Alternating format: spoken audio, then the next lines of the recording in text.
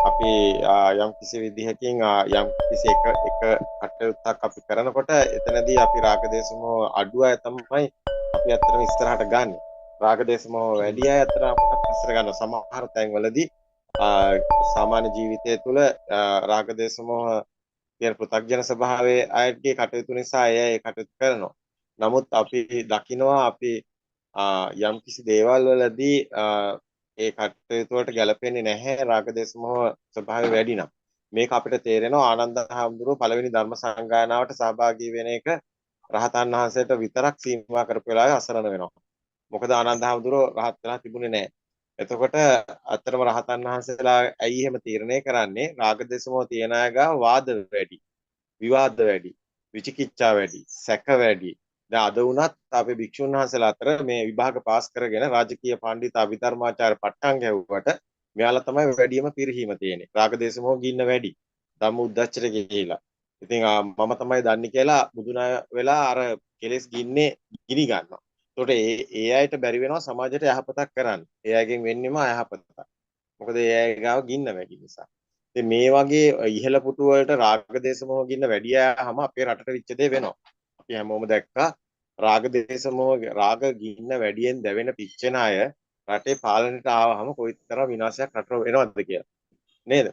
ඇත්තටම අපි ගිය වකවානුවේ මේක අත්විඳ මුළු රටක් විදිහට නේද?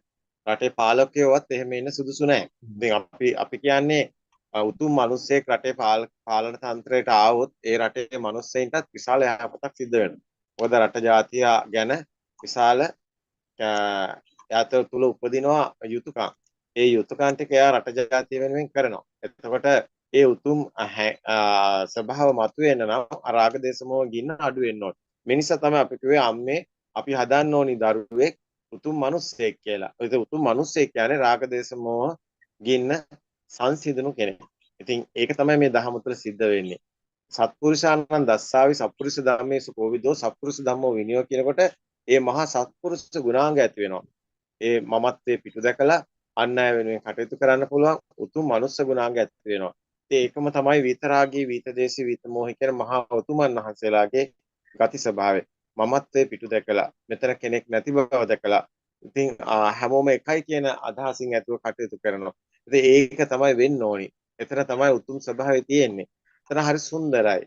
ඉතින් එතන තමයි අගය කරන්නේ. දැන් මේ සූත්‍රයේ මනාකොට පෙන්නනවා මේ කතාව මජ්ක්‍ධිම නිකාය තුනේ බුද්ධ ජයන්ති ත්‍රිපිටක මාලාවේ 12 වෙනි ග්‍රන්ථයේ අපිට මේක හම්බ වෙනවා 604 වෙනි පිටුවට ගියාම 600 602 වෙනි පිටුවේ පටන් ගන්න ඒ නගර විඤ්ඤේ සූත්‍රය තුල ඔබට මේ කතාව හම්බ වෙනවා මේ බුදුන් වහන්සේ මේ මෙතන පැහැදිලි කරන මේ පැහැදිලි කිරීමත් එක්ක ඔබ අගය කළන්න ඕනි. එහෙමනම් මේ සමාජය තුල භික්ෂුන් වහන්සේලා වේවා ගිහි පැවිදි ભેදයකින් තොරව මේ රාග දේශ මොහ ගින්න අඩු අය පල්ලෙහාට දාන්න ඕනේ අර තුච්ච පොටිල කිව්වා. පොටිල භික්ෂුව ගොඩක් දැනුගත් භික්ෂුවක්. පොටිල භික්ෂුව දැනුමෙන් ඉහළයි. නමුත් පොටිල භික්ෂුවගේ ගින්න වැඩි. රාග ගින්න වැඩි. රාග දේශ මොහ ගින්න වැඩි නම් කෙලෙස් වැඩි. කෙලෙස් වැඩි අය පහත් කොටයි සලකන්න කියලා බුදුන් වහන්සේ පෙන්නන්නේ. ඉතින් ඔබත් බලන්න ඔබේ පන්සලේ වෙන්න පුළුවන්, ආරාණ්‍යයේ වෙන්න පුළුවන්, ඔබේ පළාතේ වෙන්න පුළුවන්, රටේ වෙන්න පුළුවන්. රාග දේශ මොහ ගින්න වැඩි කෙනෙක්ට ඉහළ තැන් දෙන්න එපා. මේක තේරුම් ගන්න. විභාග නෙමෙයි වැදගත් වෙන්නේ. කාණාන්තර නෙමෙයි වැදගත් වෙන්නේ. යන වාහන, එහෙම නැත්නම් මුදල්, එහෙම නැත්නම් දේපොළ ඔය එකක්වත් නෙමෙයි වැදගත් වෙන්නේ. මේ කෙලෙස් බාරිත කෙලෙස් ගොට්ටක් ඉහළින් තිබ්බොත් ඔබම විනාශ වෙනවා කියලා මතක තියාගන්න. ඔබ දන්නවා දේශපාලනයක් තියෙනවා, ඡන්දයක් දෙනවා. ඔබත් එවැනි අය ඔබගේ රටේ පාලනය සඳහා තෝරන්න. විශේෂයෙන්ම රාග දේශමෝහ ගින්න සංසිඳුණු අය. එහෙම නැතුනොත් මේ රට විනාශ වෙනවා. රටක් විදිහටත් අපි විනාශ වෙනවා.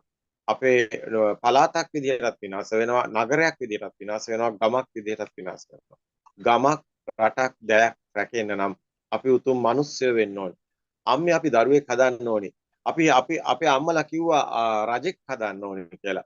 ඔව් අම්මලාට තිබුණා මේ රට වහල් යුගයක තිබිච්ච නිසා රජෙක් නැති ප්‍රශ්නයක්. ඒ නිසා මගේ පුතේ උඹ කවදා හරි රජ වෙයන් කියලා තමයි කිව්වේ. අම්මලා බැලුවේ රජෙක් වෙන්නයි. දරුවෝ හැදුවේ රජෙක් කරන්නයි. නමුත් අදේ මානසිකත්වය වෙනස් වෙන්න ඕනේ. අපි උතුම් මිනිස්සෙක් අපි අද හදන්න ඕනේ. රටදය ජාතිය මේ ආගම සියල්ල රැකෙන්න නම් මේ ධර්මයේ පවා රැකෙන්න නම් මේ මනුස්ස වර්ගයට යහපතක් වෙන්න නම් උතුම් මිනිසෙක් හැදෙන්න ඕනේ. මුළු ලෝකෙම මේ අදහස එන්න ඕනේ. උතුම් මිනිසෙක් මුළු ලෝකෙටම අවශ්‍ය වෙන්න ඕනේ.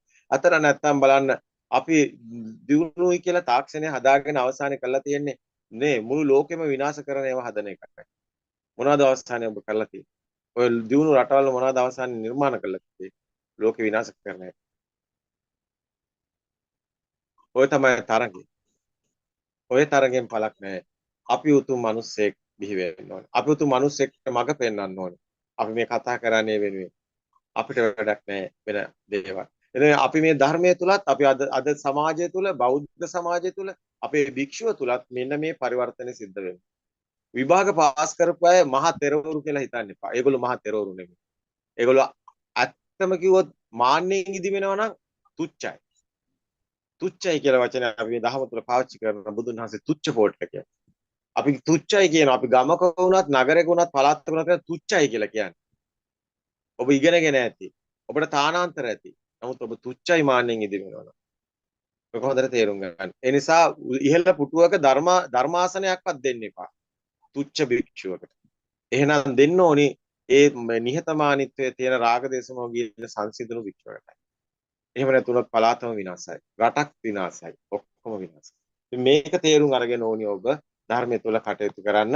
මේ සූත්‍රය තුල මනාකොට පෙන්නනවා මේ මජ්ක්‍ධිම නිකාය 3 බුද්ධ ත්‍රිපිටක 12 නගර විඤ්ඤේ සූත්‍රය තුල මේ 602 වෙනි පිටුවේ බලන්න සලායතන වර්ගයේ මේක ඔබට හම්බ වෙනවා.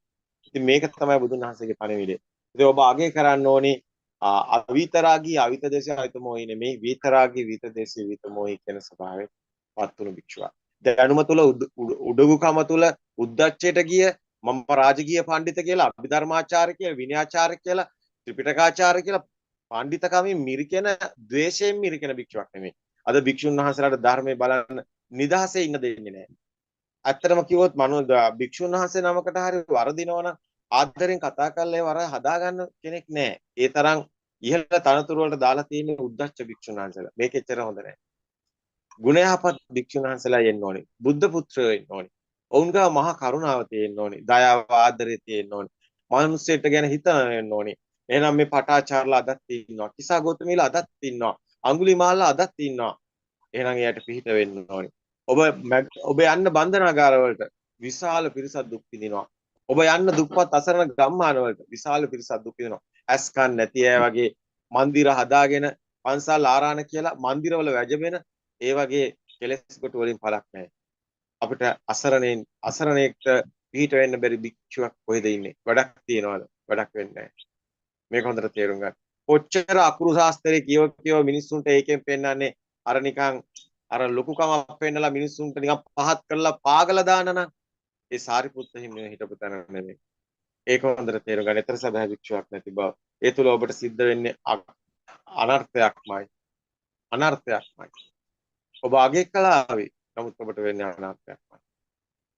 ඒක හොඳට තේරුම් අරගෙන කටයුතු කරන්න. එතකොට මේ අන්තිම ඡේදයේ අපි මේ කතා කරන්නේ අන්තිම ඡේදයට කලින් තියෙන 607 වෙනි පිටුවේ ඒවම් වේදේත අද්දාතේ ආයස්මතෝ විතරාගා වා රාග විනයය වා පටිපන්නා විත ද්වේසා වා දෝස විනයය වා පටිපන්නා විත මෝහවා මෝහ විඤ්ඤායවා පටිපන්නාති මොන පටිපන්නාතිද සමන්නාගත මොන ආකාරයටද මේ රාග දේශ මොහ සංසිඳන විතරාගේ විත දේශී විත මොහි පටිපන්න භික්ෂුව